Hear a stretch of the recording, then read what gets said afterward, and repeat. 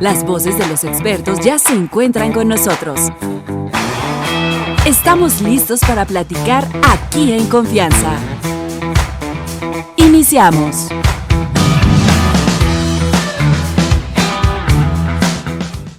Doctor, qué gusto tenerte aquí. No, el gusto es mío. Bienvenido. Muchas gracias nuevamente. Es un placer Director estar con del ustedes. Centro de Urología Robótica de Querétaro. Así. Cistitis es un término que las mujeres conocemos. Claro. Pero aquí tienes un apellido intersticial. ¿Me puedes explicar qué es la cistitis? Sí, realmente es un tema muy interesante porque muchas de las mujeres están diagnosticadas como una cistitis infecciosa. Ajá. Y un porcentaje alto, al no tener un protocolo de estudio como un cultivo de orina, están siendo multitratadas con antibióticos. Esta historia les va a sonar un poquito lógica cuando empiezan con ardor al hacer pipí, frecuencia urinaria, se toman la famosa pastilla que se llama fenazopiridina, que es el término del medicamento genérico, que pinta de color naranja en la orina, les quita los síntomas, mejoran durante 5 o 6 días y resulta que a los 3 meses están Otra exactamente vez. igual. El problema que estamos observando es que no estamos haciendo protocolos de estudios, y el protocolo de estudios siempre que hay una sintomatología de ardor al orinar, frecuencia urinaria, urgencia miccional y llega en ocasiones a haber fuga urinaria de urgencia, es secundaria a un proceso inflamatorio. Hay que definir bien la palabra cistitis. La palabra cistitis es inflamación de la vejiga. Ahora tenemos que darle un apellido. La cistitis puede ser de un origen infeccioso o puede ser de un origen no infeccioso. En el tema de infecciones todos lo ubicamos perfectamente, que es la presencia de un microorganismo que está generando una inflamación. El problema aquí es no tomen medicamentos si no acuden con el médico. Y un problema que estamos viendo también en la comunidad médica es que estamos sobretratando a los pacientes sin estudiarlos. Entonces, lo primero que hay que hacer es, siempre que hay un ardor al orinar, hay que pedir un cultivo de orina. Eso es súper importante antes de empezar un antibiótico. ¿Eso a ustedes les determinaría qué tipo de Al tratamiento va a llevar? 100%, porque es interesante. Ahorita les va a sonar también esto que les platico lógico. Tenemos el tratamiento antibiótico, mejoran parcialmente, a los 3 meses regresa el cuadro. Y resulta que ahí viene la famosa cistitis intersticial. La cistitis intersticial es un proceso inflamatorio de la vejiga, pero no de origen infeccioso. Muchas veces el simple estrés, la baja de defensas, las preocupaciones activan un sistema autoinmune que es como si fuera, que no es el término adecuado, pero para que me hagan un poquito de similitud, una artritis. Cuando hay una inflamación de una articulación no tiene que haber infección. La vejiga igual se inflama sin tener infecciones. Y muchas veces se trata quitando la presencia de vino, café, tabaco, condimentos irritantes, y en ocasiones utilizamos recubrimientos de la vejiga para poder remitir los dolores. Entonces es súper importante que tengan esto en mente. Hay un otro dato interesante. Muchas de las cistitis no son ni siquiera tampoco de origen intersticial ni de origen infeccioso. Hay una cosa que se llama vejiga hiperactiva que también les va a hacer sentido. Las mujeres que van corriendo al baño y que van 18 veces al día, van multitratadas y no mejoran. Este problema que se genera es porque el sistema nervioso está teniendo espasmos en la vejiga y eso conlleva a que al final del día tengan mucha sintomatología. ¿Tiene que ver con las emociones en este último caso? Gran parte de los cuadros que hemos observado es, sí creemos, porque hay muchas teorías, eso hay que ser muy cuidadosos, hay que siempre dar la información como debe ser. Hay muchas teorías que puede ser un activador, una infección, y que el sistema inmunológico no frenó la inflamación, siguió atacando tu vejiga. Entonces ahí es donde tenemos que hacer desde estudios como una cistoscopía, que es con una cámara revisar tu vejiga y tomar unas pequeñas muestras de la vejiga para ver si hay eosinófilos. Los eosinófilos son células características de respuesta inflamatoria de alergias o de respuesta inflamatoria autoinmune. Entonces es realmente algo interesante este tema. Hay mujeres que pareciera que es parte de su vida todo el tiempo. No, pues tengo cistitis, me tomo lo de la vez pasada o la antepasada o la de hace 10 años, hasta se lo recomiendan, ¿no? Entre las mujeres, toma esto, con esto no hay problema. De aquí la importancia de no automedicarnos, doctor. Totalmente. ¿Qué puede pasar si dices que no todo es de origen Ahí les va un tema infeccioso? interesante. La otra vez platicaba, en la India está habiendo un problema muy grave de que hay una multiresistencia a los antibióticos porque sobreusan los antibióticos. Claro. En México, gracias a Dios, ya hay uso de recetas y entonces ya es una obligación de un médico saber si lo receta. Ahí viene el tema de hablar con la comunidad médica que tenemos que hacer protocolos, ¿de acuerdo? Ahora, un detalle interesante es el cuerpo siempre te avisa, el cuerpo siempre te habla.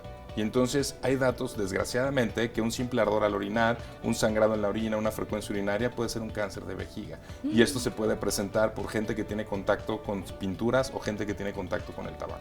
Entonces, por eso es importante que cuando hay un síntoma, no asustarse, pero si está viendo un síntoma de ardor, frecuencia, sangrado, tienen que acudir al médico para que se haga un protocolo. Y esto al final del día nos va a llevar a que tengan una buena calidad de vida. Hay un caso muy relevante, tenemos una paciente que orinaba al día entre 19 y 25 veces al día. Qué horror. Y entonces literalmente ya usaba mejor un pañal. El pañal. El problema es que a nivel de calidad de vida y emocionalmente estaba muy mal.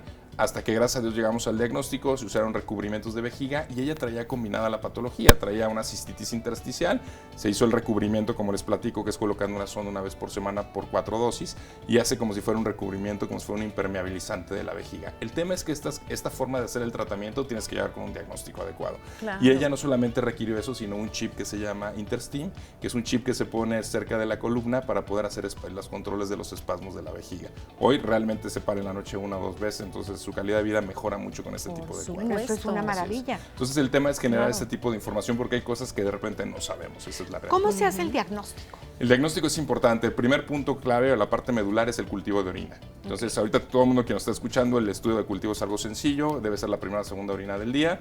Se manda a un laboratorio y el laboratorio te va a contestar si hay desarrollo o no de microorganismos. Si no hay desarrollo de microorganismos, ojo, o sea, ahí no están ante una cistitis común y corriente, que si tú eres una persona sana, tomas líquidos, no te aguantas las ganas de hacer pipí y no hay un microorganismo, evidentemente tienes que buscar otro origen que no sea infeccioso. Claro. También un tema relevante, las mujeres que llegan a tener cultivos de orina positivos tienen que checar con la pareja que el hombre no esté contaminado. Y esto pasa por lo siguiente, la uretra de la mujer es muy cortita, 4 o 5 centímetros, y esto genera que fácilmente tenga acceso al microorganismo.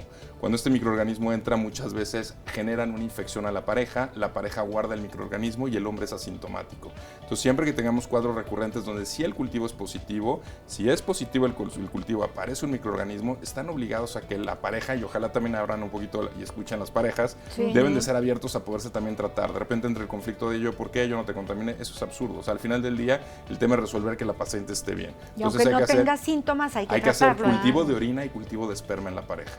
¿De acuerdo? Eso es ¿por qué? Porque normalmente el hombre en la próstata puede guardar algo de microorganismos y ser 100% asintomático. Un dato clínico interesante es muchas mujeres refieren la presencia del proceso inflamatorio después de actividad sexual. 24 o 36 horas posterior a la actividad sexual empiezan con sintomatología. Eso es un dato que te hace sospechar en que está habiendo una descarga de un microorganismo. Entonces, por eso es importante protocolizarlo. ¿Qué tan cierto es el hecho de que el aguantarse las ganas de hacer pipí te puede llevar a tener cistitis? El tema de aguantarse las ganas de hacer pipí es llevar una vejiga retencionista, que es una vejiga que deja algo de orina residual. Siempre pongo un ejemplo muy coloquial para no entrar en tantos términos médicos, pero es como si tuviéramos un sistema de drenaje donde el tinaco no lo estamos drenando. ¿Qué va a suceder? Al estar estancada ese líquido va a empezar a generar cierta producción de diferentes minerales y adherencias, en este caso de microorganismos. Entonces, el no aguantarse las ganas, el aguantarse las ganas de hacer pipí es un factor en contra, y la otra también bien importante, el estreñimiento. Ahorita les va a hacer mucho sentido mujeres que tienen infecciones de vías urinarias demostradas con cultivos, pero que aparte tienen estreñimiento. Entonces es importante corregir esto. Y una buena noticia, hace prácticamente 3 meses llegó ya al país una vacuna, pero una vacuna real, porque de repente todo el mundo hablaba de vacunas que eran realmente más placebos que una vacuna. De hecho, yo en lo personal no lo indicaba porque no había un soporte científico, ¿de acuerdo? Hoy ya tenemos algún tipo de medicamento que acaba de llegar de Europa y de Estados Unidos, donde lo que se hace es por medio de 2 sprays a nivel de sublingual, se hace durante 3 meses el tratamiento y activas el sistema inmunológico. Ahora, siempre en la medicina les comparto que el tema es multifactorial. No hay nada que sea una panacea, que yo te pueda dar una sola medicina y te cure. Esto es finalmente desde la parte de cuánto líquido consumimos, las ganas de aguantar, las ganas de hacer pipí o no, el tipo de alimentos que estamos consumiendo y evidentemente la parte que creo que cada día es más importante, la parte de las emociones. De repente no les hacemos caso, pero al final del día el ser humano somos un conjunto, tanto de la parte sensorial, la parte orgánica, pero también la parte emocional. Y cada día sí creo más que en la parte del estrés, que todos lo estamos viviendo, nuestro sistema inmunológico baja y evidentemente vamos a perpetuar la infección o la enfermedad que tengamos. Por supuesto. ¿Qué tanto tiene que ver la limpieza de las mujeres? No solo la limpieza al asearnos, sino habían unos jabones que no sé si ya los retiraron, que bueno, pasé cuenta que era como de Big Vaporrut, al que lloraban los ojos. ¿Puede afectar de Por alguna supuesto, manera? porque el tema es que tenemos al final del día una flora y una fauna en el sentido que tenemos diferente tipo de características de pH y de microorganismos que son naturales. Entonces, lo que sí se recomienda es las duchas vaginales, no es lo más recomendable, ¿de acuerdo? No en lo absoluto. De hecho, eso puede perpetuar, y también ahorita que se está utilizando mucho el tema, pues de hacer algún tema de limpieza con este tipo de productos que los ponen como si fuera una cura, que por el aroma y demás, esto lo que conlleva es cambiar pH, cambiar la parte de las características que tenemos de los microorganismos y activar reactivas la infección con mayor forma, por supuesto. Hace ratito comentabas, Doc, algo referente al tabaco y las pinturas. ¿Qué tiene que ver? Hay una cosa que se llama anilinas. El tema que tenemos en las pinturas es gente que tiene mucho contacto con pinturas y que no usa ningún protector. Desafortunadamente van absorbiendo este químico y este químico activa tu cáncer de vejiga, ¿de acuerdo? Y evidentemente el tema del tabaco es 100% correlacionado a cáncer de vejiga y cáncer de riñón. Perdón, no me queda claro el tema de las pinturas. Que la pintura, manejan... cuando tú pintas, tienes un químico. En ese Cuando momento, pintas, ¿qué? Desde, gente que se dedica a pintura, desde una pintura de una construcción hasta gente que se dedica a pinturas hasta artísticas que no están teniendo... Óleo, acrílico. Así es, el tema es ver qué tipo de químicos tienen. Sí. Porque al final del día, si todas tus manos llegan a estar sucias y no te las estás retirando y no checas que no tenga el componente de anilinas, esta absorción te puede llevar al final del día a que tengas una activación de cáncer. Por la absorción. La absorción no en porque piel. no te lavaste las manos. No, la absorción en piel. Si tú estás todo el tiempo con este tipo de contacto, evidentemente nos ha pasado. Muchos pacientes que de repente dicen, oye, yo con el tabaco en la vida he estado en contacto, y empiezas a hacer correlación, y hay gente que pues tenía un negocio de pinturas y hasta tocaba finalmente los químicos de forma recurrente. Pero es importante también el tema del contacto con los químicos. ¿Tabaco? ¿Café? El café no. El café nos afecta para el tema de sintomatología, pero en casos benignos, ¿no? El café tiene muchas propiedades muy buenas. El tema del café es cuando tienes un cuadro de cistitis, te lo va a potencializar. Entonces lo que se recomienda es cuando estamos en una fase aguda de cistitis de cualquier origen intersticial, bacteriana, sí es importante evitar el estímulo del café, de la cafeína. En lo que pasa el proceso inflamatorio y después podemos volverlo a tomar. Sí, sin problema. ¿De acuerdo? Pues que acudan a consulta. Sí, siempre, yo creo que el mensaje es, hoy si hay alguna sintomatología, estúdiense, no se autorreceten, tomen siempre un cultivo de orina. Muchas veces hasta es más fácil, yo trato con los pacientes, la vida cada día es más compleja en los movimientos, en los tiempos.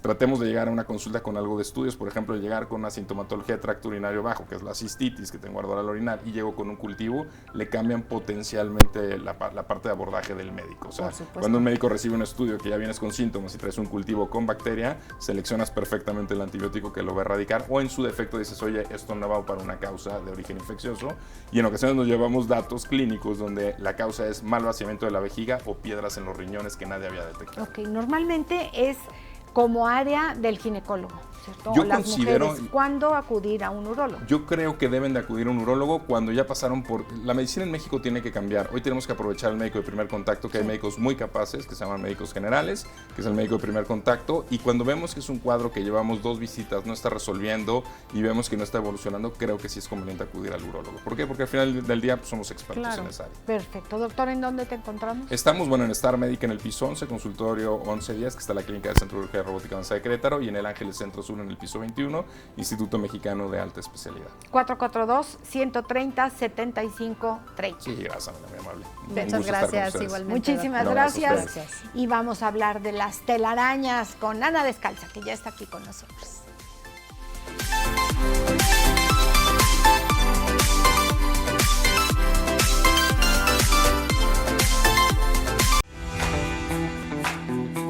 Estamos de vuelta. Querétaro hemos sido punta de lanza en muchísimas cosas, pero cuando hablamos de todo el asunto de aviación, pues también hemos sido punta de lanza en relación a muchos otros estados de la República, pero ahora vamos a ver el tema aeroespacial que tiene que ver, y para eso está con nosotros el ingeniero Jorge Ferrer. Me da mucho gusto, Jorge, que nos acompañes esta mañana, docente en Ingeniería Aeroespacial de la UNAM. Así es. Ok. Vamos aclarando. Dicen que aclarando amanece. Claro. ¿Cuál es la diferencia, digamos, entre aviación o aeronáutica y aeroespacial o espacial? Mira, de entrada, muchas gracias por la invitación. Es tu casa. Gracias. Es una definición muy sutil, pero es importante poderla hacer. En primer lugar, tenemos que ver que existe una división entre lo que es la atmósfera terrestre y lo que es más allá de la atmósfera. Esta pequeña línea se llama línea de Kármán.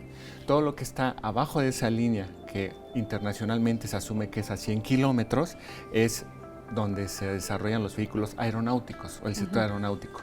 Aviones, dirigibles, drones, etc. Y pasando esos 100 kilómetros, es lo que nosotros nombramos como espacio o espacio exterior. Entonces, todo lo que es el sector aeronáutico es abajo de la línea de Kármán, lo que es la ingeniería o el sector espacial, astronáutico o cosmonáutico es más allá de los 100 kilómetros, y hay vehículos que pasan de la atmósfera terrestre hacia el espacio, y eso les podemos decir que es aeroespacial, es decir, que cruza la parte o componentes aeronáutico y se va a la parte espacial, por eso es aeroespacial.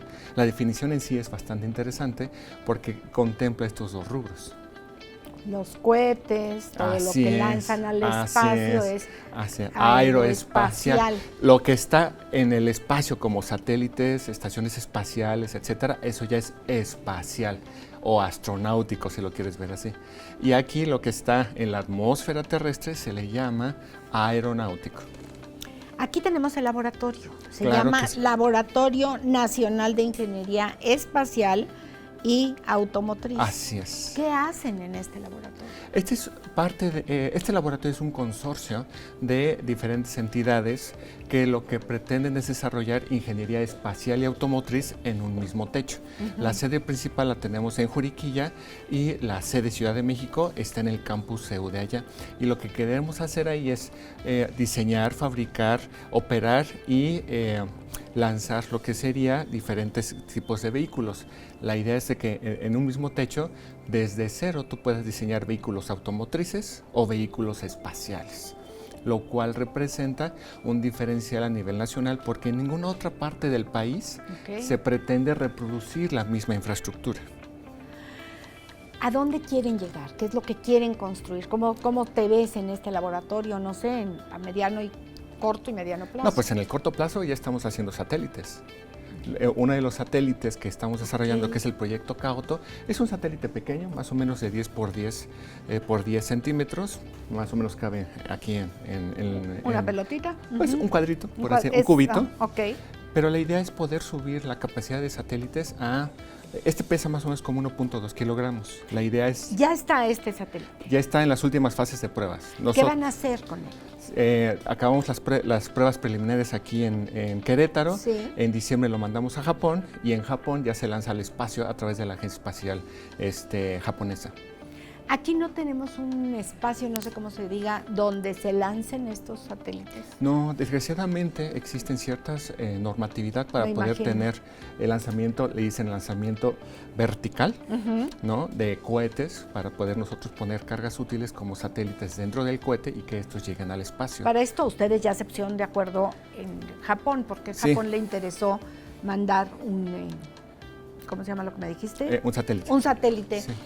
Mexicano. Sí, porque ellos tienen apertura no solamente en la parte de lanzamiento con nosotros, sino tienen mucho este acompañamiento, lo cual, acompañamiento de todo lo que es la documentación, pruebas finales, etcétera, cosa que otras agencias no lo tienen. Entonces eso fue un diferencial bastante interesante. Y lo más padre de todo esto, por decirlo de manera coloquial, es que el gobierno de Querétaro, CEDESU, fue quien nos apoyó para este proyecto. CEDESU es el que dijo, ¿saben qué? Me interesa su iniciativa, ahí va el apoyo, y a través de eso se arrancó. Y ahorita, a través de los laboratorios nacionales, con el apoyo de CECITI, tuvimos un apoyo muy interesante para tener la maduración de la tecnología y que de esta manera pudiera no solamente perfeccionarse, sino pudiera divulgarse a un mayor nivel, en particular pues para todos los interesados aquí en la nación. Lo importante de esto es de que si bien ahorita es algo pequeño, lo podamos crecer muy rápidamente para tener satélites con mayor capacidad y que toda la tecnología que en este momento usemos nosotros sea más nacional que adquirida de manera externa. Claro. Este satélite se va a lanzar al espacio. Así es. ¿Qué puede hacer un satélite en el espacio? ¿Para qué lo vamos a utilizar? Muchísimas cosas. Por ejemplo, tomar fotografía, ayudarte con el Waze para llegar de un sitio a otro, ¿no? ¿Todo eso es a través vía satelital? Sí, todo eso. Quizás con nuestros teléfonos celulares ahorita no tenemos la señal porque viene diferida a un centro y después de ahí nos llega la señal. Pero en cierto sentido, sin esos satélites no podremos hacer todo lo que con el teléfono hacemos. Tan simple como esto, venir acá y decir, bueno, ¿cuál es la mejor ruta? Vete por aquí, vete por allá. Bueno, todo eso se hace a través de satélite. ¿no? Fotografías de, por ejemplo, de los huracanes. Pero además, yo siempre me pregunto, ¿cómo saben la del Waze que hay un bache? Exactamente, porque uno lo va alimentando. Sí. Es un algoritmo que se va generando, pero adicionalmente ellos arriba pues tienen todo lo que es... Están viendo. Sí, tienen las fotografías de los caminos y sobre eso ya se van haciendo trayectorias. Esto hubiera sido como de ciencia ficción hace no muchos años. Claro, claro. Entonces, ¿cómo hemos avanzado en tecnología, en ciencia, no sé, de 50 años para acá? No, algo fantástico. Yo creo que ni siquiera Julio Verne o Asimov hubieran lo pensado. soñó, No. sí. O a lo mejor sí lo soñaron, pero O dijeron, era no. un sueño, Así sí. es, y ya a partir de ahí nosotros estamos cada vez más cerca de cumplir ese sueño.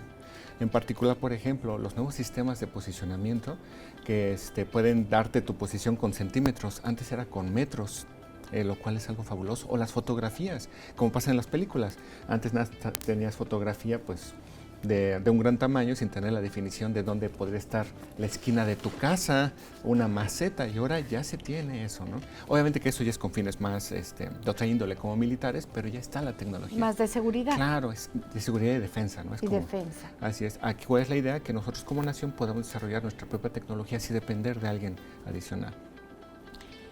El siguiente paso sería un satélite más grande, así es. El satélite que estamos haciendo es un satélite pues pequeño que va a tomar fotografías de muy baja resolución, pero lo interesante de todo esto es que nosotros tenemos este aprendizaje que nos permitirá en algún momento poder generar proyectos más fuertes. Es más, ya los tenemos en puerta. Quizás para una siguiente visita te podemos platicar de eso. Sí, me encantaría. Pero la idea es que se vea que este país, en particular Querétaro, realmente quiere trascender no solamente a tecnología aeronáutica, sino a la tecnología espacial, que realmente es lo que viene, una gran tendencia a poder fabricar componentes propios para nuestro beneficio. Pero qué orgullo, Jorge, la verdad es que yo me siento muy orgullosa que dices, México tiene estos talentos, ya no existe esta fuga de cerebros que aquí no sentían el apoyo y que eran mexicanos inteligentísimos, brillantes, con todos los conocimientos, pero que no se les apoyaba. Entonces, pues se iban a otros países donde sí les podían dar no solo el apoyo, sino pues la credibilidad de que lo podían hacer. México esto es un paso adelante para México, ¿no? Sí, no, la verdad es que ahorita estamos en un momento excepcional. Desde la federación se tienen proyectos relevantes para solucionar problemas nacionales. Sí. La señora presidenta en particular está impulsando un desarrollo espacial importante donde se van a construir un gran satélite para telecomunicaciones y otro para poder tomar fotografías que nos permita toda esta parte de alerta temprana, fenómenos como huracanes, tormentas. Exactamente. Entonces todo eso baja a nivel industria, a nivel gobierno, a nivel educativo. Y es por eso nosotros estamos muy emocionados. Sin duda tuvimos también esas opciones de quedarnos en el extranjero, pero la razón de poder venir aquí es hacer algo por nuestro país. Claro. Y entre varios amantes del espacio fue que se creó el Laboratorio Nacional de Ingeniería Espacial y Automotriz de la CECITI en 2014. Ya tenemos bastante tiempo, pues ahí, dirían por ahí, ¿no? Uniendo esfuerzos, Claro. rompiendo barreras y sobre todo hemos tenido muchos nos, ¿no? No se puede, no esto, pero al final también sí, y por eso estamos acá, porque queremos promocionar esta parte de penetración y que es el momento para que nosotros como país podamos realmente evolucionar y trascender desde un sector aeronáutico que es muy fuerte a espacial. Claro. ¿Quiénes participan, Jorge, en este laboratorio? ¿Quiénes trabajan o quiénes estudian en esto? Mira, de entrada tenemos un grupo muy multidisciplinario. Sí. En el laboratorio está formado por un grupo espacial y otro automotriz. Entre todos somos más o menos como 8 investigadores. Sin embargo, tenemos una sede, como te platicaba, en Ciudad de México, donde aglutinan otros 20 más o menos. En CEU, Ciudad Universitaria, sí. Y adicionalmente nosotros nos articulamos con otros laboratorios nacionales. Nosotros en la UNAM tenemos 3 laboratorios dedicados a la parte espacial. Uno se llama LANOT, dedicado a la observación de la Tierra, otro se llama LANCE, dedicado al clima espacial, y nosotros formamos esta tríada o triunvirato de desarrollo espacial y científico de la UNAM, que tiene impacto nacional. Entonces somos bastantitos, parece que no, pero sí, y desde el punto de vista estamos haciendo pasos firmes para no solamente para esta generación, sino para los que vienen atrás. Claro. Que ahí vienen y vienen fuertes los Claro, chavos, ¿no? mira, déjate cuento, en Ciudad Universitaria tenemos 800 estudiantes que que están ahorita cursando ingeniería aeroespacial, 800. De 5 generaciones, y aquí en Querétaro tenemos una generación de más o menos 80 estudiantes. En la universidad. Aquí en el campus Juriquilla. En el campus Juriquilla. Así es. Okay. Entonces, con esto estamos generando esta masa crítica que permita y que sea atractivo para nuevas compañías en el sector espacial que quieran venir a Querétaro y que vean que tenemos estos recursos humanos ya formados que podrían servirles para sus operaciones. Jorge Ferrer, te agradecemos muchísimo esta plática, nos llena de orgullo, nos da emoción que aquí se hagan cosas que antes eran, no, pues a ver en qué país lo hacen, aquí no se hace, aquí ya se hace y en Querétaro ya se hace. Quien quiera ponerse en contacto contigo, ¿cómo le hacemos? Pues mira, ¿redes sociales? Mira, redes sociales, la primera es el sitio de la unidad donde nosotros estamos, nos buscan en Facebook como Unidad de Alta Tecnología, ahí van a aparecer un símbolo azul, ahí nos pueden seguir. Unidad de Alta Tecnología. Así es. Y la otra es a mi correo personal, ferrerp@unam.mx, con el cual nosotros en ningún momento nos pueden escribir y le damos atención a sus inquietudes. Perfecto, te agradecemos mucho. Un placer Gracias. estar aquí. Gracias. Telarañas es el tema que va a tocar Ana Descalza.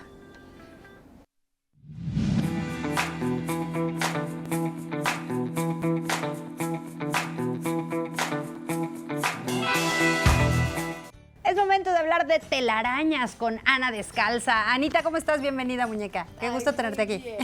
¿Cómo estás? Muy bien. Te ves hermosa, tú siempre, pero hoy está de verdad. Más que amigos nunca. de radio, créanme, está hermosísima esta criatura. Igual que ustedes dos. Ay, Muchas qué gracias, linda. muñequita. ¿Qué onda con las telarañas? Oye, Qué son susto. fuertísimas. No sé qué baba le ponen, pero es que acabo de chocar contra una. Exacto, por eso Es elegí este horrible. tema. Con la Ay, lluvia y pareciera aquí que no la hay, pero hay araña, más. ¿no? En esta época justamente que están todas las arañas así como en su esplendor, hay un montón de telarañas y todos empezamos a chocar con las telarañas. Pues Y ya antes andamos de escupiendo con la que te Exacto, atoraste. Una araña. Y antes de decir, ¡iu, telarañas! No, fíjate que a mí no me dio, y les platicaba que me fui a un hotel muy, muy padre, la verdad, entre San Miguel y Dolores Hidalgo, y es contacto con la naturaleza, que es lo que le encantan, hasta así, abrazar árboles, cactus, bueno, una maravilla. Pero vas caminando por diferentes senderos, porque está como empotrado en un cerro, este espacio, y caminando así, la primera telaraña pegué un grito, porque aparte sentía la araña patona aquí en los ojos, que creo que eran las pestañas postizas, yo no sé, pero bueno, yo, ¡ay, la araña, la telaraña! Ya después me acostumbré, y ya después te vas fijando, porque entre arbolito y arbolito hay telarañas, no sabía que había una época así como la época de los elotes, la época de las telarañas. Que es la misma, además. Que es la misma. ¿A poco sí. es la misma? Pues ahorita que son los estabas elotes. contando esa anécdota, mi querida Ame, fíjate que también en casa tenemos en el jardincito un gazebo, le llaman, esta cosa como una carpita, pues, para el jardín.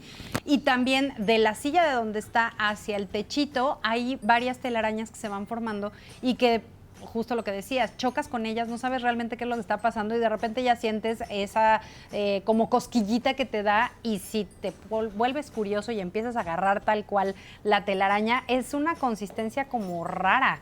Pero es un Depende hilo de cada muy- araña, sí, me a lo imagino, mejor. porque hay unas que son más fuertes que otras. Es un hilo muy resistente.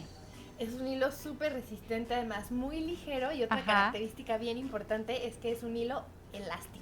Ah. Entonces, o sea, en sí la estructura de la telaraña es súper interesante, porque justamente es esta parte de resistencia, lo dicen, es más resistente que el acero, ¿no?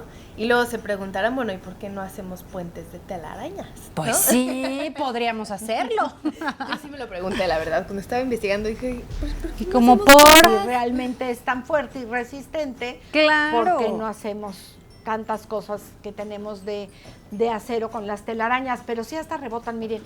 Una araña, en una telaraña, pues puedes ver cualquier cantidad de insectos que se quedan atrapados. Y a veces los insectos que están atrapados en una telaraña me parece que son hasta más grandes que la misma araña. Sí. Pero de repente ves a una abeja o a una avispa más grande que la arañita. Ya, ¿Se ya. la han de comer como en pedacitos o qué pasa? Tiene toda la Es- comida para todo el año. Es bien interesante porque en realidad las telarañas no surgen como un mecanismo para atrapar presas. En realidad surgen hace más o menos 380 millones de años en el Devónico, cuando todo estaba lleno de enormes helechos y licopodios, y entonces surgen, se piensa, los primeros grupos de arañas, de arácnidos, y en ese tiempo también apenas los vertebrados estábamos llegando a la Tierra, entonces era un boom de diversidad ahí en los continentes, ¿no? Y en realidad producían telaraña, pero para recubrir huevos o para recubrir sus nidos, sus madrigueras. Para proteger. Claro, pasa tiempo, después hace 320 millones de años, estaba el Carbonífero, donde había muchísimo oxígeno en la Tierra porque todo estaba lleno de pantanos y de bosques gigantescos. Había libélulas de 70 centímetros, Ay, imagínense, ahorita miden que como 10 y ahora 70. ¿No eran águilas? No. Seguro que eran libélulas. Y ahí también las arañas y telarañas comienzan un poco a diversificarse y empiezan a usar como hilos de esa seda que producían como una trampa para atrapar bichos. Pero todavía no era una telaraña, nada más esa seda pegajosa empezó a funcionar. Llega el periodo Mesozoico, que es donde están los dinosaurios, Triásico, Jurásico y Cretácico. Hay una extinción masiva antes de pasar al Triásico, tenemos primero el periodo Pérmico, en donde en el Pérmico hace 280 millones de años, las telarañas comienzan a tener más de un tipo de hilo, digamos. La seda ya no es solamente un tipo de hilo, sino que empieza a haber varios. Se da esa extinción masiva enorme, que es la del Pérmico Triásico, y ahora sí en la era Mesozoica es cuando se empieza a como expandir todas estas formas de tejer. Pero es hasta el tiempo Cretácico, hace 140 millones de años. No, bueno, tú hablas de millones, como Carlos Slim. Millones de Pero años. en años, Pero padrísimo. en años, no en millones. Imagínense, pero si las arañas surgieron hace 380 millones de años en el Devónico, hasta hace 140 millones de años, o sea, pasó muchísimo tiempo en el que no había telarañas como las conocemos. Apenas ahorita, bueno, no ahorita, Ay, sí, hace apenas. 140 millones de años, Sí. Ok. surge esta telaraña que es la típica, que es la radial, ¿no? Que tiene, Redondita, Que aparte es La de- súper bella, o sea, real Exacto. está perfectamente bien diseñada. Sí, y esa tiene distintos tipos de hilos, que eso también es interesantísimo, porque sacan unos hilos estructurales que son los más duros y de soporte que hay, en los que hacen como la este solecito, estructura de la... Ajá. pero sin ningún círculo intermedio, solo el sol, digamos, Ajá. solo líneas así como un asterisco. Y después usan una seda que es, digamos, como temporal, con la que tejen los círculos concéntricos. Pero no es pegajosa. Y después agregan la seda pegajosa. Y además tienen otro tipo de seda en la cual pueden envolver presas o reparar daños en su telaraña, que es como una seda como justo de reparación. A ver, Ana, yo contigo me siento como mi nieto, como el niño chiquito. ¿Y por qué? ¿Y por qué? A ver, Ajá. ¿de dónde sacan la telaraña? ¿Es babá?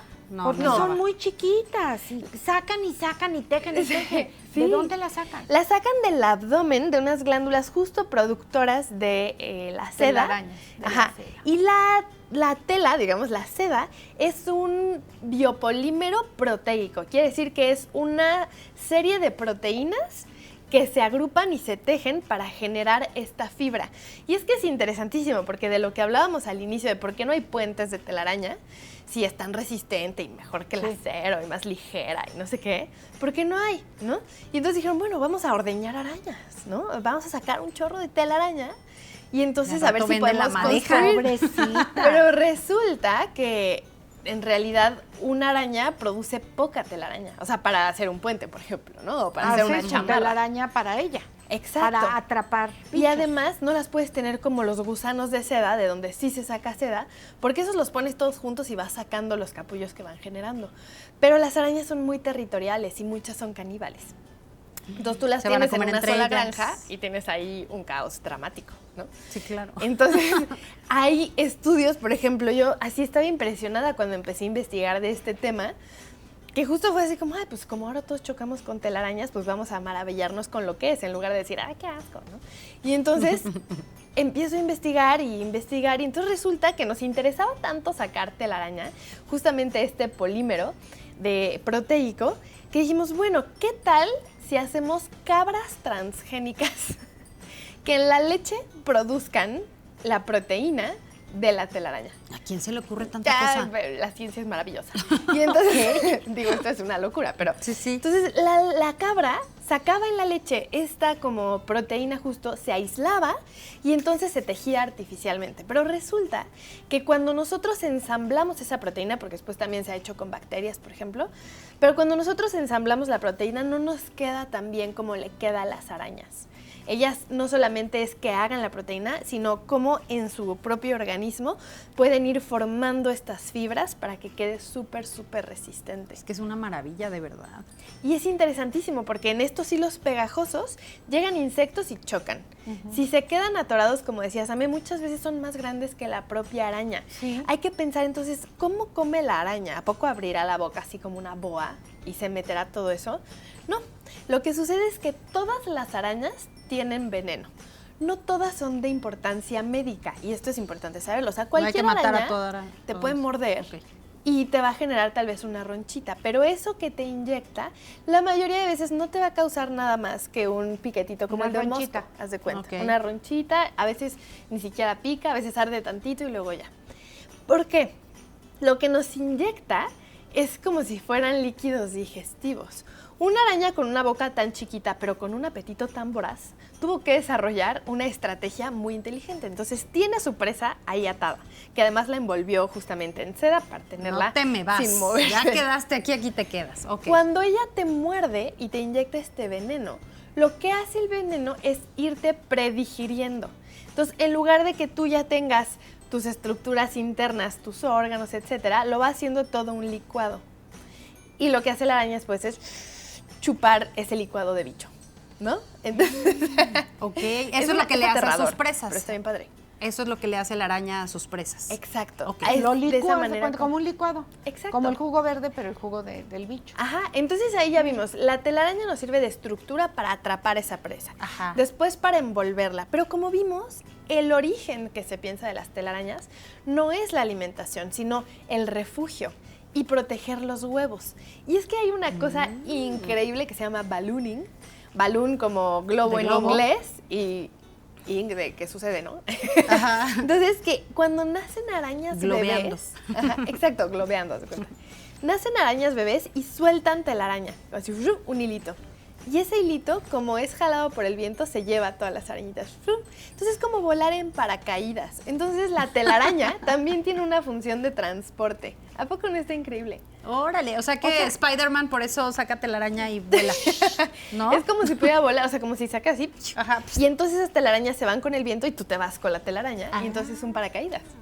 Órale. Y se va, arañita y arañita se la llevan solas conforme Sí, van. nacen y muchas veces Y luego sueltan. nacen muchísimas de una sola Sí, es araña, un ¿no? chorro. Porque bueno, es que vienen muchos huevos, ¿no? Que están Sí. como en un nidito justo envuelto en seda. O sea, las arañas explotaron todas las posibilidades de la seda, ¿no? Si ya producimos esto, hay que usarlo para todo. Otra y otra y otra. Una cosa Dependiendo de maravillosa. la especie de araña, ¿es la telaraña? ¿Cambia? Sí, hay variaciones, Ok. por ejemplo, en qué tipo de seda pueden producir, pero en general las arañas actuales casi todas producen seda y es, bueno, todas son con el mismo polímero proteico, pero pues Hay que dependiendo observar qué las tenga. telarañas ahorita que están Y la que no nos araña, vean. y las arañas Que están mira, hay ahorita unas con Yo la todo. telaraña y tú la araña, ¿va? Y ya le hicimos, yo no agarro ni Ana una. Descalza, muchísimas gracias. Te seguimos en tus redes como Ana Descalza y en tu canal de Sí, YouTube. así es, Muy- ahí nos vemos. Muchas gracias, Muchísimas corazón. gracias y los invitamos a que continúen con nosotros porque seguimos.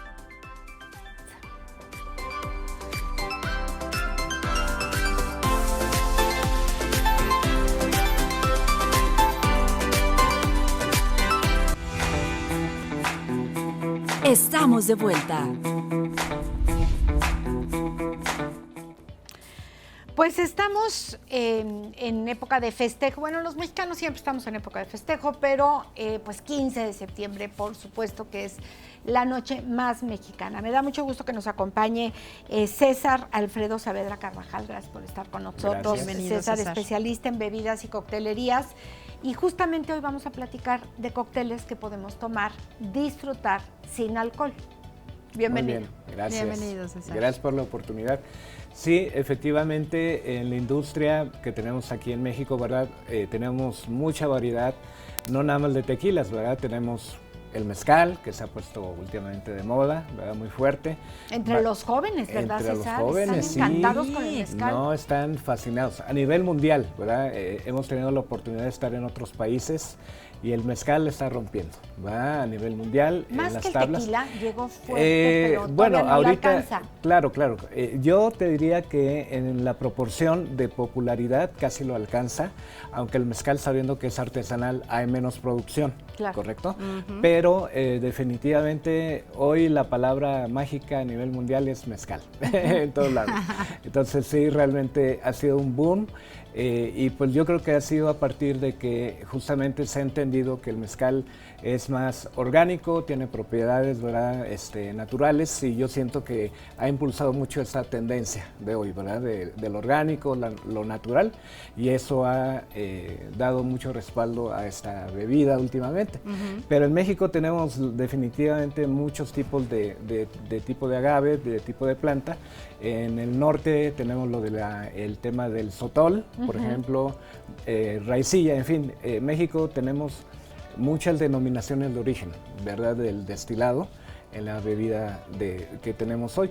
Y justamente como ¿El dices... sotol es de Chihuahua? Sotol es de Sonora. del norte, Chihuahua, Sí, ok. se conoce un poquillo más del origen de Chihuahua, pero Ajá. sí, es una tipo de planta que se da en el norte del país, correcto, es más Así popular. como el tequila, el mezcal también puede ser directo o en coctelería. Sí, correcto. O sea, definitivamente dicen los conocedores, ¿verdad?, que la mejor forma de tomarlo es sin mezclarlo, ¿verdad? Pero definitivamente desde hace mucho tiempo la mixología se ha vuelto popular para que gente que tiene la iniciativa, ¿verdad?, de empezar a tomar, llegamos a través de la mixología, es correcto, pero se puede tomar de más formas, correcto. Que además, yo creo que lo mezclan con muchísimos sabores, frutas y demás, y desde mi punto de vista se le pierde un poquito pues el sabor que tiene. A lo mejor Claro. el sabor solito no les gusta y entonces ponle frutos Sí. rojos y ponle no sé qué cantidad de cosas. Más que nada es eso, ¿verdad? Porque son los paladares, por eso te digo, mismo México, y no se diga a nivel mundial, tratan de decir, es muy fuerte. Entonces, por ejemplo, el tequila en promedio tiene 40 grados de alcohol, Ajá. y el mezcal tiene de 45 grados para arriba. Puedes llegar a mucho tomar más fuerte. mezcales de 55 grados, por ¿Esto ejemplo. quiere decir los grados sí. que emborracha más una copa, la misma cantidad de mezcal que de tequila? Bueno, justamente ese es un mito. Ok. Te puedo decir que a nivel, porque esto también tiene una base química, vamos a llamarlo de esa manera. Entonces, puede tener un grado de alcohol alto, ¿verdad? Pero por el proceso de destilación y todo, que puede ser muy fino, muy cuidadoso, realmente no te emborracha a pesar de que sea un grado alcohólico. Claro, si te tomas media botella te va a emborrachar. Exactamente, sí, depende Pero de si la hay un cantidad mito, que exactamente, quieras. pero es un mito que un grado alcohólico muy fuerte te emborracha rápidamente. Más bien es el balanceo de la calidad en la producción. Pero el resumen de la respuesta sería, no necesariamente un alto grado alcohólico te va a emborrachar más. De hecho, hay muchas bebidas en el mercado que desafortunadamente están adulteradas con otros azúcares que no son de agave, y eso es la famosa día siguiente, ¿verdad? O sea, te puedes tomar algo que crees que está controlado, un grado alcohólico bajo, pero el día siguiente te vas a dar cuenta de la calidad del producto. Bueno, la cruda va a estar Sí, buena. la cruda Claro. va a estar Sí, buena. sí. Sí, No, sí. y alcohol adulterado, bebidas Sí. adulteradas que acaban en el hospital muchas Sí, veces, sí, ¿no? sí, Del daño que te hace desafortunadamente. en el momento. ¿Podríamos saber si está una bebida adulterada? Sí, fíjate que muchas veces mi recomendación, como todo, es ver la etiqueta y no necesariamente eso garantiza. Muchas veces en la etiqueta te das cuenta que realmente hay un control de calidad y que hay una denominación de origen. Sobre todo en las botellas de tequila, la de mezcal, ya estamos sujetos a una cámara reguladora, ¿de acuerdo?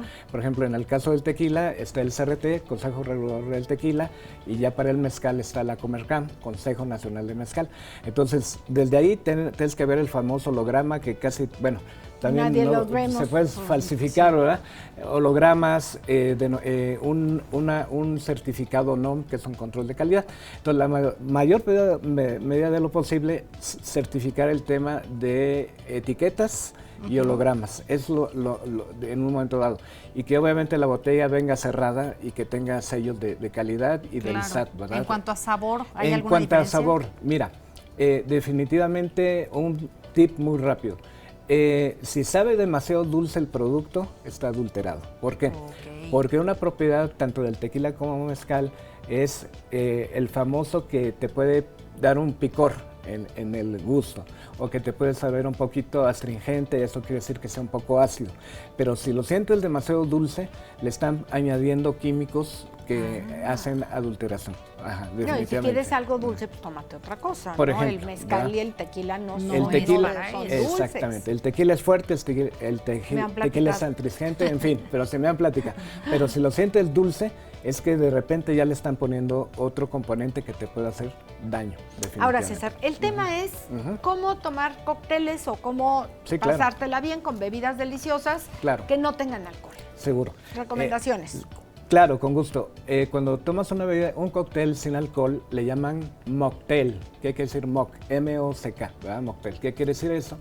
Que es un espejo, es una bebida idéntica a una bebida con alcohol, ¿verdad? Pero sin llevar nada o mínimo de alcohol. Te voy a poner un ejemplo. Hay daiquiris, hay palomas, ¿verdad? Las famosas palomas, los famosos sunrise. Todo tiene una base de alcohol. Y hablando, por ejemplo, de tequila y mezcal, algo que se ha puesto muy popular, por ejemplo, en el tema de mezcales, son las famosas mezcalinas. Mezcalinas. Las mezcalinas, ¿verdad? Todo el mundo las conocemos. Entonces llevan su porción de mezcal, ahorita hablamos un poquito de alguna receta, y ya todo lo demás puede llevar frutas, puede llevar flores, jamaica, tamarindo, en fin, una serie de ingredientes. Inclusive aquí en el estado y en otros lugares yo he probado con frutas endémicas. ¿Qué quiere decir, verdad? Podemos probar con frutas que se den De en la la zona, Sierra en esa Gorda, zona. en las comunidades, ¿verdad?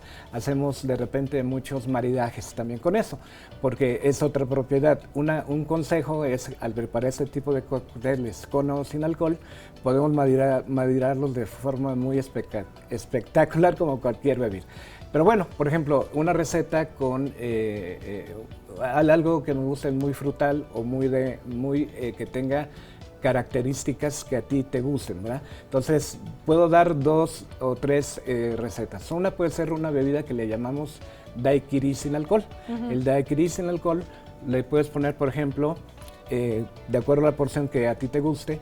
Yo lo mido en caballitos, nuestra bebida más popular, ¿verdad? Dos Un onzas. Medida. La medida oficial. Ajá. Esa medida normalmente son 30 mililitros. Entonces, el caballito, repito, es lo más popular para medir y tratar de hacer un buen cóctel. Entonces, ahí puedes usar sandía, podemos usar rebanadas de sandía, lo podemos licuar de acuerdo al vaso que queremos y le podemos incluir, por ejemplo, granadina, le podemos incluir un caballito de granadina, que es un jarabe. Lo que voy a explicar se puede conseguir en cualquier súper, Claro. ¿verdad? Es la idea. Ok. Ajá. Entonces le podemos añadir granadina, le podemos añadir también 2 caballitos de jugo de lima, también lo podemos combinar. Y bien importante, algo que hemos aprendido en este negocio de la mixología es el hielo. Entonces el hielo lo podemos hacer frappé en la licuadora o lo podemos poner como cubitos. Entre más hielo le pongas como tipo frappé, va a resaltar mucho el sabor porque le va a resaltar las propiedades a cada uno de ellos. Entonces realmente ese es una Uno parte. de los secretos. Uno de los secretos es el hielo. ok. Entonces imagínense ustedes que llegan a un bar, a una fiesta y les sirvan un cóctel el que les quiera y no le ponen hielo. ¿Qué opinan? No, pues es No, como pues, té de manzanilla. nada que como ver, té ¿no? de no, nada. gracias. Nada que ver, ¿no? Tiene que ser frío. Sí, claro. entonces tiene que ser frío. Ese es uno de ¿Sabes los cuál secretos. me gusta? Dime. El que lleva hierbabuena, ¿cómo se llama el Sí. cubano? Mojito. Mojito. Sin De alcohol De hecho, el son mojito. deliciosos. Sí, claro. También con el hielo frappé. Y son los mismos ingredientes. De hecho, ahí qué bueno que tocas el tema, por ejemplo, del mojito. El mojito lleva ese tema de hierbabuena. O tenemos otras hojas, ¿verdad? Puede ser menta también. Ándale. Es prima hermana de la hierbabuena. Yo sé que a lo mejor ya los millennials, yo soy millennial, ya no conocemos tanto el molcajete, por ejemplo. Pero esa es una forma muy buena de macerar las hojas, de triturar, y resalta mucho las propiedades. Entonces, en la medida de lo posible, conseguir una especie, pues no de molcajete, ¿verdad? Pero sí que... Sí, ya los hacen los chinos. Sí, ¿verdad? También, En ¿verdad? lugar de Ya no piedra ya no lo volcánica, regresaron, cierto, ya no lo lo regresaron, tienes toda la los razón. chinos, sí. Pero cuando preparan una coctelería, una mixología con hojas de menta, hierbabuena o cualquier otra hojita de esas, traten de triturarlas y esas van al fondo. Antes que cualquier otro ingrediente, llevan al fondo del vaso que vayan a preparar, luego pongan el hielo y ya después pongan todos los ingredientes, justo. Qué rica. Esa es la manera de hacer, limón. Ay, así, a celebrar toronjito, y dar vamos. el grito sin Claro. necesidad del alcohol. Sí, por supuesto, correcto. a disfrutarlo. Por supuesto. Y a Sin nivel riesgos. mundial, perdón, a lo mejor un poquito reforzando el tema, pues ya hay muchas cervezas sin alcohol, ¿verdad? Sí. Por ahí escuché una marca que tengo que investigar que ya están promoviendo un tequila sin alcohol, lo cual me parece un poco extraño, ¿verdad? Pero bueno. Pues hay vino sin pero alcohol hay también, vino sin vino alcohol. rosado Es una sin tendencia. alcohol. O sea, Sí, sí, realmente sí, yo ahorita creo que es está una tendencia ajá. muy de moda y esos productos están más caros que los con Es alcohol. correcto. Pero bueno, en fin, el Eso mensaje para es ese. disfrutar. Claro, César, es para muchísimas disfrutar. gracias. ¿En Sí. dónde podemos contactarte? ¿Tienes Sí, algún claro, correo? mira, tenemos redes sociales en Instagram, es haciendaloslobos.mx, también la página, y si quieren también mandarme un WhatsApp, me pueden contactar al 442-186-3206 y con gusto podemos platicar más en detalle. de este Perfecto. tema. Te agradecemos Muchas gracias. muchísimo. Muy Gracias. amable. Lindo, Buen día a César, todos. gracias. El igual. papel de las mujeres en el desarrollo tecnológico es el tema con el que continuamos.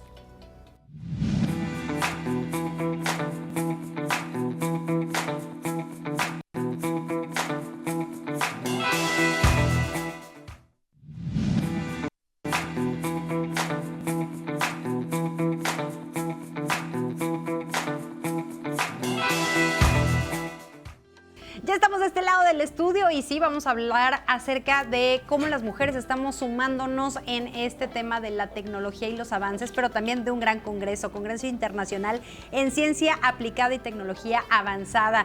Y por ello nos están acompañando dos estudiantes en este doctorado del Centro de Investigación de Ciencias Aplicadas y Tecnología Avanzada del Instituto Politécnico Nacional Cicata de Querétaro. Bienvenidas a ambas. ¿Cómo se encuentran? Mayra Karina Cándido Mireles y también Gabriela Ramos Lázaro. Bienvenidas, ¿cómo están? Muy bien, muchas gracias, Sara. Encantadas de estar aquí para compartir con ustedes todo lo que tenemos en este congreso. Muchísimas gracias. Pues de arranque vamos a hablar justo del congreso, de qué va, qué es lo que van a presentarnos. Bueno, el congreso es, como ya lo comentaste, un congreso de ciencia y tecnología aplicada. Ajá. ¿Qué queremos mostrar en este congreso? Básicamente queremos hacer un foro para que haya este intercambio científico, que podamos la sociedad estar conectada un poquito más con los investigadores, qué se está haciendo. Este congreso va a ser del 1 al 3 de octubre aquí en Querétaro, va a ser en el Centro Cultural Manuel Gómez Morín. Y bueno, como decías, el papel de las mujeres. Tenemos ponentes magistrales, tenemos varias mujeres científicas, Wow. tenemos divulgadoras, entonces invitamos a todas las personas. Bueno, ahorita recuerdo que tenemos dos divulgadoras importantes, que es Sara Gallegos y Patricia Reséndiz, que van a estar con nosotros hablándonos de temas de ciencia, de tecnología. También una de las ponencias que muy interesante es la que nos va a dar Karina Larco también. Vamos a tener cursos, incluso el 3 de octubre, el último día del evento, tenemos cursos y bueno, ¿qué queremos? Que la gente se acerque a la ciencia, a la tecnología. ¿Debemos de tener algún conocimiento o nada más la inquietud, curiosidad por saber? Bueno, el congreso está enfocado para estudiantes, también licenciatura, estudiantes de ingeniería, también estudiantes incluso a nivel preparatoria, y también estamos haciendo una invitación a docentes y a sus alumnos, porque creemos que puede ayudar a motivar a las personas a seguir estos caminos de la ciencia, especialmente a las mujeres. Y para algunos cursos sí se necesitan conocimientos básicos, por ejemplo, de programación, pero otros no, o sea, otros son un poco más abiertos a público, entonces pues por ahí los esperamos. Realmente son temas de punta que se van a estar tocando durante el evento. Y que de alguna forma también es la plataforma para muchos hombres, mujeres, ahorita principalmente tocando este tema, que están con esa curiosidad de tener esta manera de investigar, de tener un poco más de conocimientos en cuanto a la ciencia y ver que sí se puede llegar a tener esos lugares especiales de pues de foco, de enfoque para la ciencia, para estos avances tecnológicos que nos van a dejar a toda la comunidad muchísimas cosas que sacar de provecho. Y justo hablando de las mujeres, no sé, ¿anteriormente eran más hombres que mujeres o actualmente se está dando más el foco a las mujeres que siempre han estado? Más bien es que se ha dado el foco, porque Ok. las mujeres en la ciencia siempre han existido Sí. desde la antigüedad y siempre han hecho cosas importantes. Por ejemplo, las que participaron con sus matemáticas para que la NASA pudiera llegar a la Luna.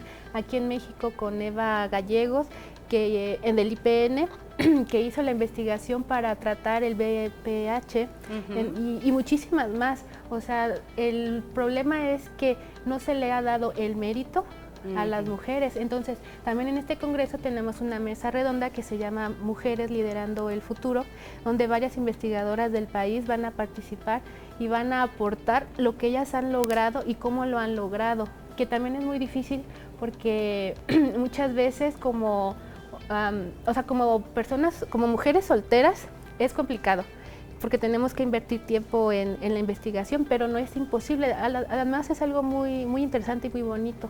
Pero, por ejemplo, para las personas que ya somos mamás o que tenemos una familia, es algo que todavía se complica un poquito más, pero si nos gusta no es nada imposible, o sea, nada más es de organizarse y lo puedes lograr. Y eso a su vez ayuda a que nosotros podamos inculcar eso a nuestros hijos. Por supuesto. Y lo que nosotros también estamos buscando es que las mujeres y las niñas se acerquen y puede ser un buen evento para que vayan al Congreso. Como dijo Mayra, hay algunos temas que sí son muy específicos y que sí necesitas algún conocimiento, pero hay otros donde vas a aprender, a conocer. Entonces se hace la invitación para que las mujeres se acerquen y que no tengan miedo a la ciencia.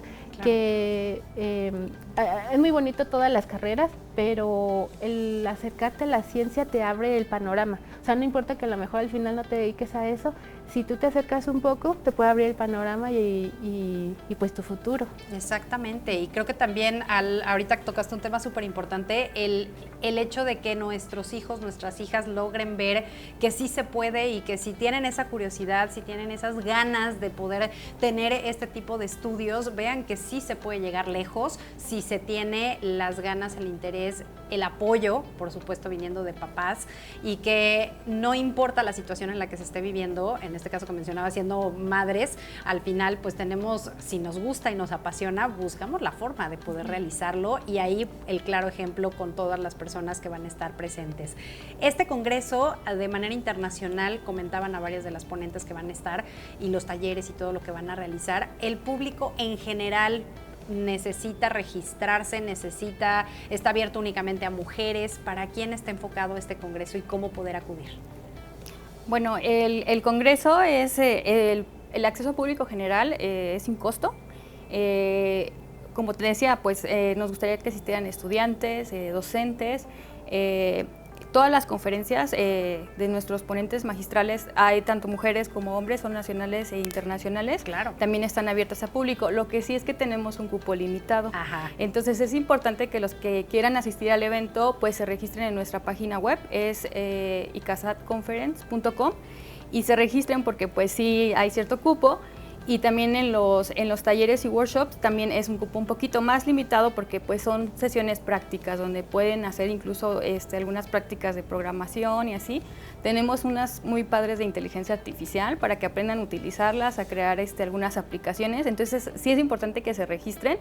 Es abierto a todo público. Obviamente nosotras como investigadoras pues queremos que más mujeres se acerquen a estos temas de ciencia y tecnología, pero está abierto a todo público. Y bueno, yo hago especial invitación a estudiantes o chavos que estén en esa duda de qué quieren estudiar y Ajá. tal vez estos temas pues les muevan un poquito, ¿no? Que actualmente hay más carreras ya enfocadas a todo esto de tecnología, robótica, inteligencia artificial, programación.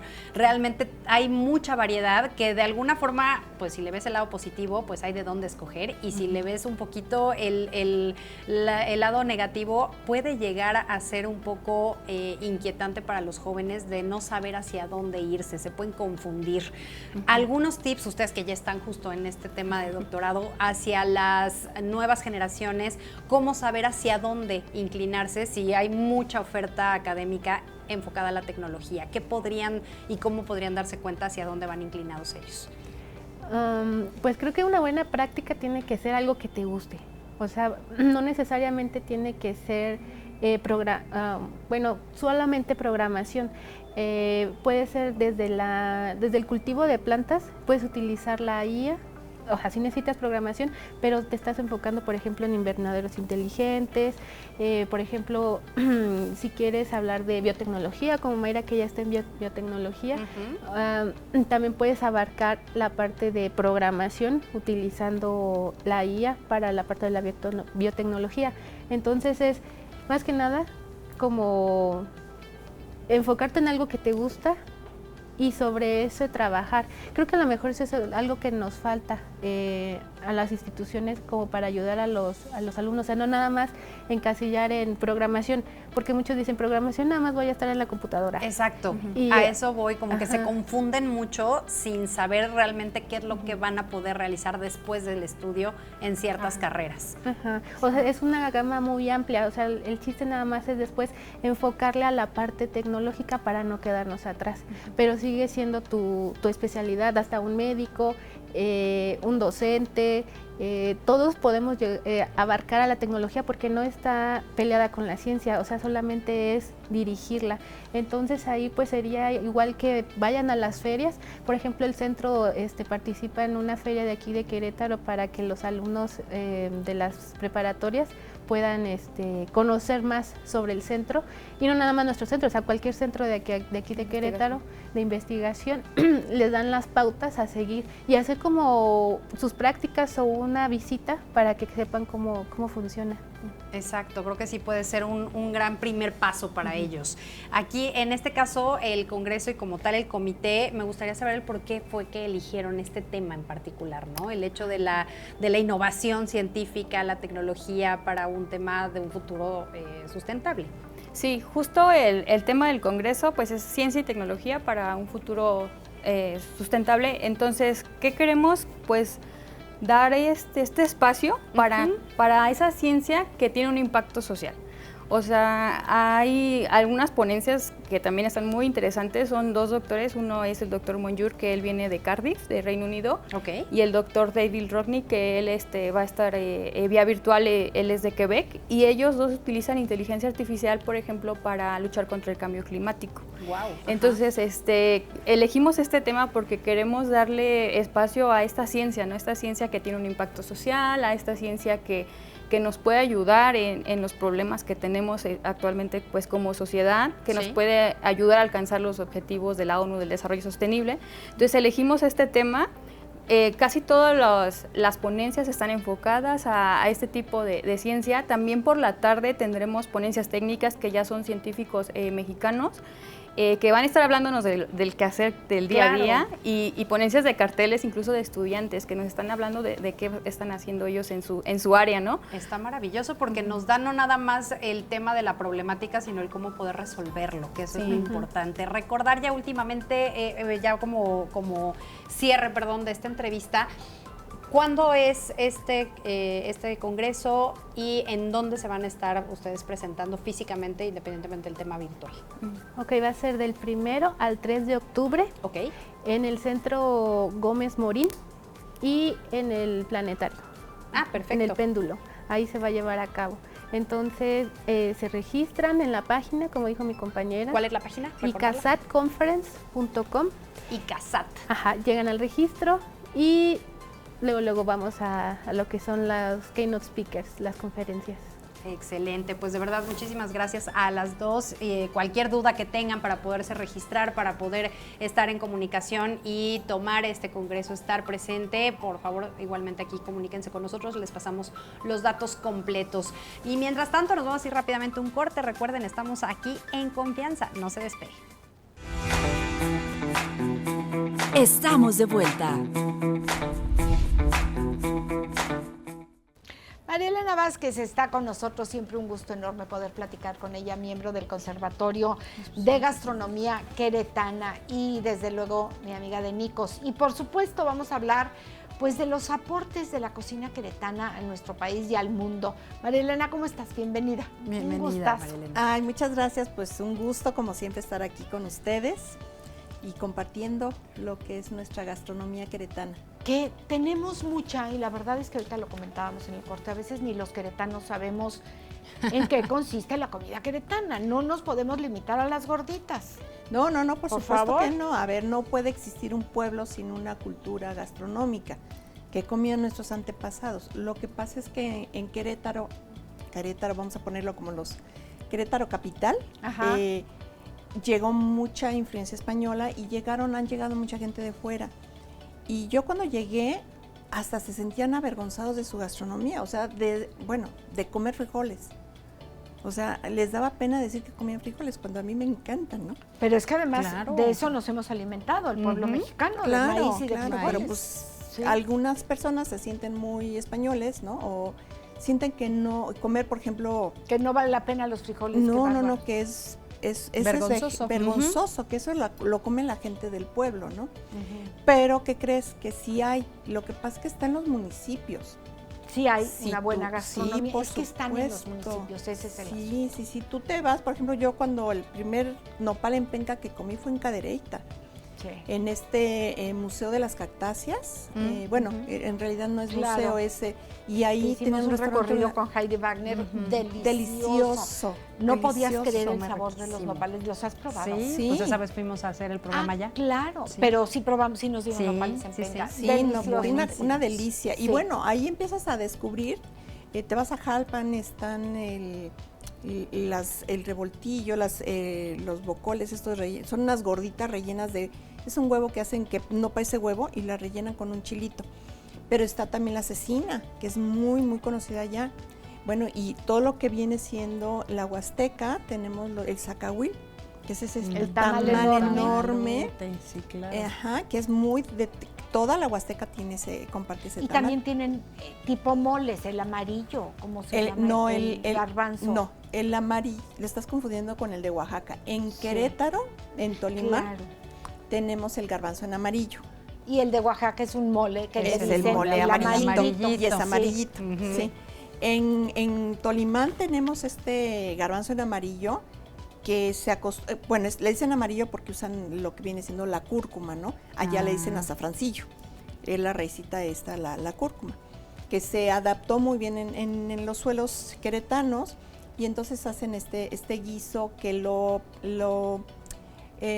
es muy común en las fiestas de San Miguel de Tolimán. Sí, es para festejo. Para festejo. Sí. En Querétaro lo bonito que tenemos es que todavía hay esta cocina de ritualidad, cocina de recolección, como por ejemplo en Cadereyta, en esta zona del semidesierto, que en cuanto las cactáceas están floreando, bueno, la gente va a recolectar las flores, tienen que estar todavía no abiertas, las recolectan y hacen múltiples guisos con las flores de yuca, de sábila, del izote, de todo lo que pueda dar flor. Pero en las fíjate, Mariela, cactáceas. están muy localizados, están muy en tales municipios, no nos llega a Querétaro capital, como dijiste. Mira, lo que pasa que además tampoco es bueno, por ejemplo, las tantarrias. Ahorita hubo una escasez de tantarrias, ¿no? Que es el bichito que están buenísimos. Eso sí no los había yo probado hasta que llegó el chef Aaron Chávez y nos lo prepararon deliciosos. Sí.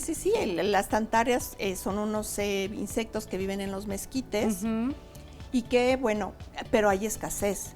Por ejemplo, hubo una temporada que también hubo escasez de escamoles. De los escamoles, se nos escasearon. Ya volvieron a ver porque se escasearon. Yo creo que ahorita con la lluvia vuelve a ver, ¿no? Tiene mucho que ver con la lluvia. Sí. Es por temporada. Es por temporada, sí, son por temporada.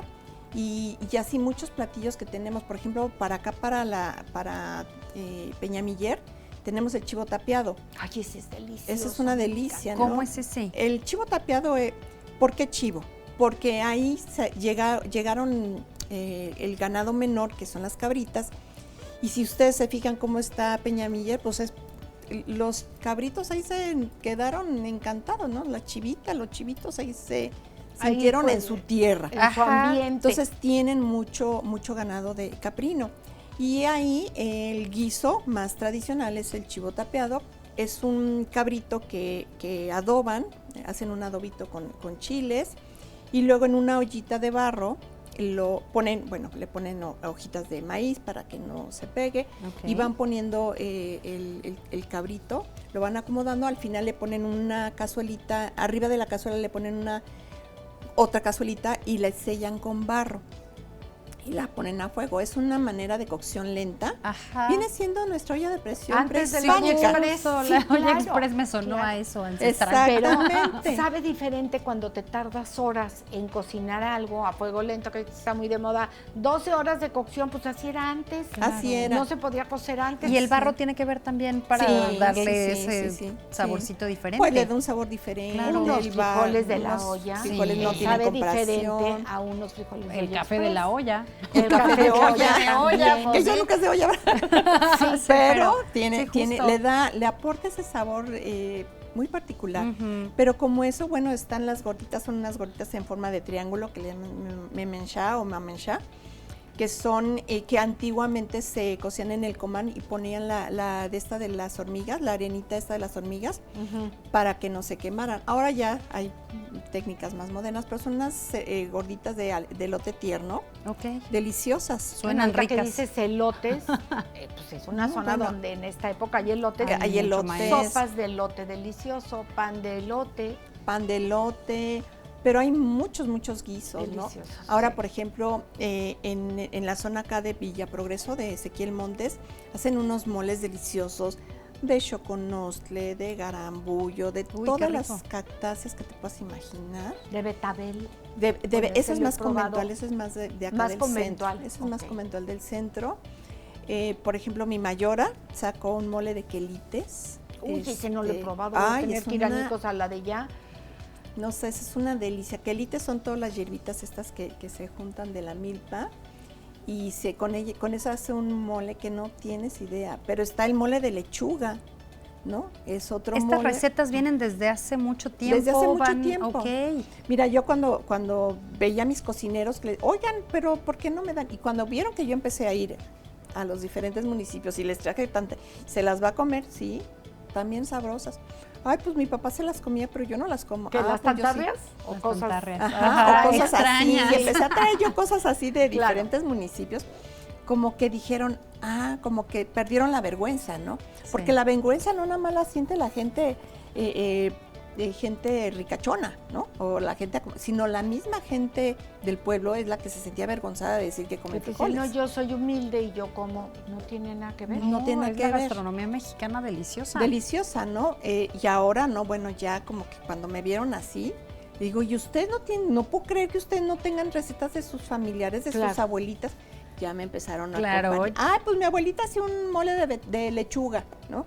Ay, no seas malita, a ver, vamos a tratar de sacarlo. Y sacan recetas, o sea, tratan de rescatar esas recetas que las bisabuelas hacían. Exactamente, porque además mucha de la gente viene de comunidades. Es que no hay que dejarlas perder, no, Marilena. Y ustedes, los restauranteros y los que están, sobre todo, rescatando cocina mexicana, tradicional y auténtica, no hay que dejarla perder. No, y a nosotros nos toca ir y probar. Y con orgullo comerla y decir que es de aquí, como dices, dejar a un lado esa vergüenza que al contrario es con todo orgullo, decir esto es lo que hay en México y es lo que puede consumirse. Y fíjate que pasa una cosa, ¿no? Antes, pues obviamente no había la división política que tenemos ahora.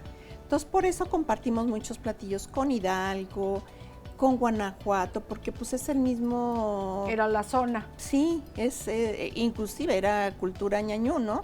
Añañús en Hidalgo, añañús en Guanajuato, entonces compartimos muchas tradiciones. Por ejemplo, acá en el pueblito hacen el caldo de buey, Claro, tradicional que lo hacen para las fiestas del Paseo del Buey. Del Paseo del Buey, Sí. de la Virgen del Pueblito. Y bueno, se llama Paseo del Buey porque literal pasean a un buey y le cuelgan todo lo que van a llevar el caldo, inclusive hasta a veces hasta las sartenes y todo, ¿no? Lo pasean para que la gente vean que el animal no es robado, ¿no? Sino que y le dan de comer a todo el pueblo. Y tradición que sigue. Todo el pueblo y al El que llega, ¿no? que quiere probar, prueba y le dan gratis. Es un puchero, no es otra cosa que un puchero, pero si a mí me han preguntado, ¿cuál es tu comida favorita? Y yo siempre les digo los pucheros. Los caldos de verduras, de res o de pollo, por ejemplo en Campeche hacen un puchero que lleva plátano macho, lleva carne de res, de cerdo, de pollo. No, es que María Linda, delicioso. tú que, bueno, has estado en esto de la cocina y del buen comer, te hemos visto en el canal Gourmet, muchas felicidades. Gracias. Y que estás, pues, rondando todo el estado de Querétaro. ¿Cómo están nuestras cocineras tradicionales? Porque sé que tienes mucho contacto con ellas. Fíjate que yo me siento muy contenta. Cuando fui presidenta del conservatorio, pues empecé a tomar mucho el tema de las cocineras. Del Conservatorio Gastronómico. El Conservatorio de Cultura Gastronómica Queretana. Sí. Me enfoqué mucho en el tema de las cocineras porque son las transportadoras de la cocina queretana. Es la voz. ¿no? Claro. Son ellas las que tienen este conocimiento. Y a través de los proyectos de PACMIN se han hecho muchos ya recetarios. La que actual presidenta, Katia Huerta, tiene una metodología en la que ha hecho unos recetarios que se hicieron para PACMIN muy, muy bonitos.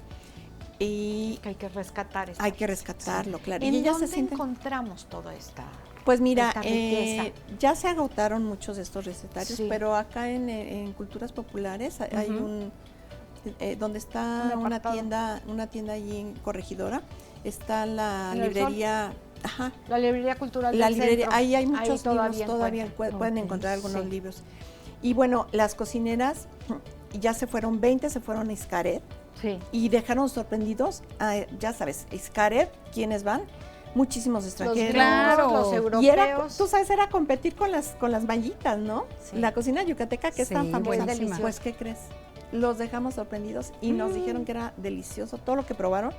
Una cocinera que llevó, que ahorita justamente está cosechando hongo de piñón. Ella es de la Laja Cadereyta, es el hongo que crece abajo de los pinos.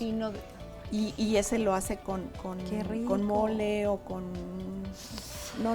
Ay, María Elena, para la cena mexicana, ¿qué nos pondrías a comer?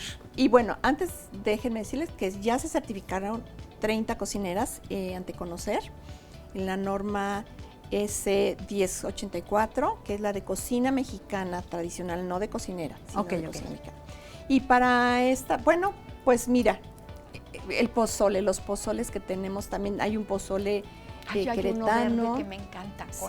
Los pozoles, a mí los pozoles que son como los pucheros. Probé uno con cilantro una vez. No, hay pozole verde, pozole rojo, pozole de pescado, hay mil tipos de pescado, ¿sí? Entonces, pues sigamos con la tradición de los pozoles, ¿por qué no? Por supuesto. Y hay un pozole queretano que va con chilicuague. Es una hierbita que si la muerdes te adormece la boca. Aguas con lo que se come. Pero en pocas cantidades le da buen sabor. Y por supuesto es época de chiles en nogada y los mejores están en Nicos para que si usted quiere ir a probar el mejor chile en nogada y desde luego los tradicionales chilaquiles, los desayunos, comidas en Nicos. Muchísimas gracias. No, al contrario. Muchísimas gracias. Muchas gracias a ustedes. ¿Te encontramos en alguna red social? Sí, está la página de Facebook, Instagram. ¿Nicos? ¿Como Nicos? Nicos Querétaro. Nicos Querétaro. Muchísimas gracias. No, al contrario, un gusto. Estamos de vuelta. Y por supuesto también vía streaming en www.rtq.mx. Y para que nos sigan a nosotras en redes sociales, a mi querida Amelia Cove la encuentran como En Confianza con Amelia y una servidora como Ara Rangel Oficial. Que tengan excelente fin de semana y yo regreso después de algunos días de vacaciones. Que tengan muy buen día. 2026. Es correcto. Por acá nos vemos. Gracias a todo el equipo, gracias a ustedes. Y el próximo lunes aquí algunos íbamos a trabajar. Aquí estaremos para seguir platicando muy en confianza. Lindo fin de semana. Gracias por tu sintonía. Te esperamos muy pronto para seguir platicando aquí en Confianza. Hasta pronto.